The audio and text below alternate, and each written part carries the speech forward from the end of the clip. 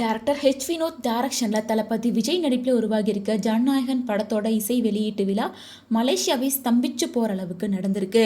கிட்டத்தட்ட 1,00,000 ரசிகர்களுக்கு மேலே ஸ்டேடியத்தில் திரண்டிருக்காங்க. ஸோ அந்த வகையில் விஜய்க்கு ரொம்ப இம்பார்ட்டண்டாக இருக்க 4 டேரக்டரை பேச வச்சு அழகு பார்த்துருந்தாரு. அதை தொடர்ந்து இந்த விழாவில் தளபதி விஜயோட அப்பாவான எஸ்.ஏ. சந்திரசேகர் சில விஷயங்களை பேசியிருக்காரு. அதில் ஸ்பெஷலாக அவர் என்ன மென்ஷன் பண்ணியிருக்காருன்னா, என்னோட மகன் ஒரு நடிகன் ஆகணும் அப்படின்னு நான் நினச்சேன். ஆனால் இவ்வளோ பெரிய நடிகர் ஆவார் அப்படின்னு நினச்சி கூட பார்க்கல. அதுக்கு நான் மட்டும் காரணம் இல்லை, விஜயை வச்சு டைரக்ட் பண்ண பல இயக்குனர்கள் தான் காரணம். இப்போ விஜய் ஜனநாயகனாக வந்திருக்காரு. வெறும் விஜய் ஜனநாயகனாக மட்டும் இல்லாமல் மக்கள் நாயகனாகவும் வந்திருக்காரு. இன்னும் சரியாக சொல்லணும் அப்படின்னா மக்களோட தலைவனாக வந்திருக்காரு. நான் ஏன் இப்படி சொல்கிறேன் அப்படின்னா, தன்னை வச்சு படம் பண்ண டேரக்டர்ஸை இந்த மேடையில் ஏற்றி அழகு பார்த்துருக்காரு. அதனால தான் அவரை மக்கள் நாயகன், மக்களின் தலைவன் அப்படின்னு சொன்னேன்.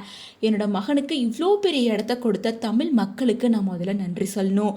விஜயோட முதல் திரைப்படமான நாளைய தீர்ப்பு படத்தில் அவர் நடித்த முதல் காட்சி இப்போவும் எனக்கு மனசில் நினைவில் இருக்குது. முதல் படத்திலே ரொம்ப நேர்த்தியாக நடிச்சிருப்பாரு.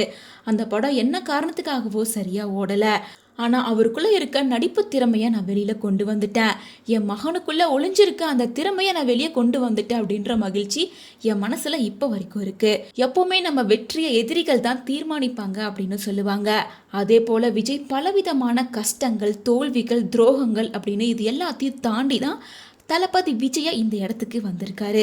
கஷ்டங்கள், வலிகள், துரோகங்கள் தாங்கிய ஒரு நாளை மட்டும்தான் தலைவனாக முடியும். அப்படி ஒரு தலைவனாக தான் என் மகன் இங்கே வந்திருக்கான். இந்த அரங்கில் கிட்டத்தட்ட 80,000க்கும் மேற்பட்ட பேர் இருக்காங்க. இவங்க எல்லாரும் என் மகனை தான் பார்க்க வந்திருக்காங்கன்னு நினைக்கும் போது எனக்கு ரொம்ப சந்தோஷமாக இருக்குது. என் மகனை அப்படியே கட்டி அணைக்கணும்னு எனக்கு தோணுது அப்படின்னு எஸ்.ஏ. சந்திரசேகர் பேசிகிட்டு இருக்கும்போதே 800 மீட்டர் தொலைவில் இருந்து ஓடி வந்து விஜய் வந்து அவங்க அப்பாவை கட்டி பிடிச்சிருக்காரு. இந்த விஷயம் அங்கே இருக்க எல்லாத்துக்குமே ரொம்பவே ஒரு கூஸ் பம்ஸ் மூமெண்ட்டாக அமைஞ்சிருச்சு அப்படின்னு தான் சொல்லணும். என்னதான் விஜயை பற்றியும் விஜயோட அப்பாவை பற்றியும் பல விதமான நெகட்டிவ் விமர்சனங்கள் வந்திருந்தாலும் இதுதாங்க அப்பா பையனோட பாசம் அப்படின்னு சொல்லிட்டு இவரோட இந்த கிளிப்பிங் தான் சோஷியல் மீடியா முழுசும் ட்ரெண்ட் ஆகிட்டு வருது.